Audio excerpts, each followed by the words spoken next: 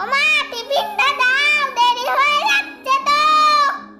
দিচ্ছি, এ নাও, যাও, টাটা। ওমা জলটা তো দেওয়া হয়নি, জলটা আমাকে দাও। দিচ্ছি বাবা। টাটা। টাটা, ভালোভাবে পরীক্ষা দেবে, হ্যাঁ সোনা? কিন্তু মা তো সব কাজ বাঁ হাত দিয়ে করছে, মায়ের ডান হাতে কি হয়েছে দেখি তো। ওমা মা, কি হয়েছে, চলে এলি কেন? বল।